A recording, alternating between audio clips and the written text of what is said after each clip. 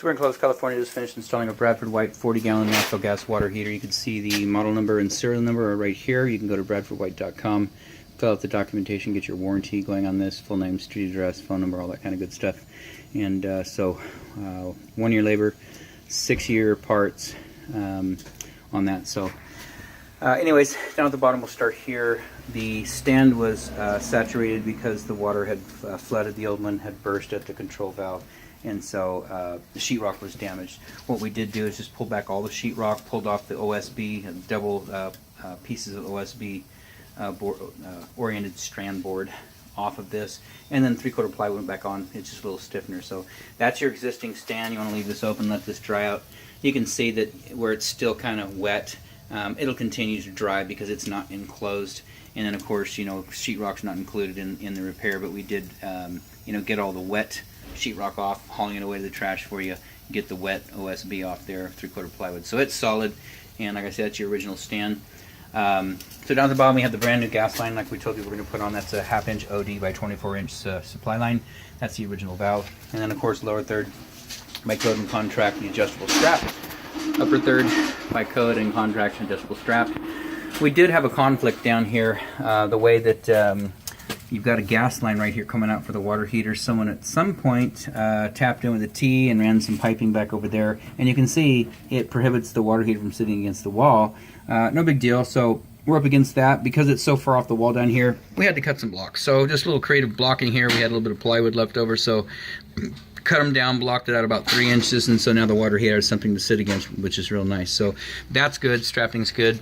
Up on top, as we told you, we didn't put it in the contract, and it's not code, but the shutoff valve was leaking, the existing. That was part of the problem, the leak up here and the leak on the control valve. So we cut back the copper, put on a male iron pipe. It's not a male iron pipe, but it's a male adapter, male pipe thread, MPT.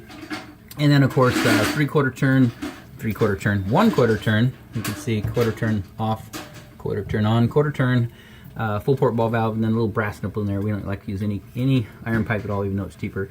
To a Falcon stainless steel connector, 3/4 by 15 inch Falcon stainless steel connector.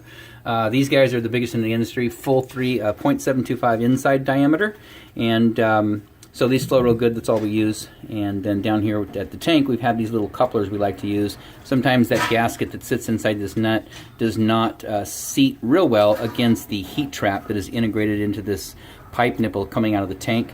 And so we put this brass, and then we put this brass coupling on with the threads here, and then we file it off, and then we get a nice seat so we don't have any leaks up here.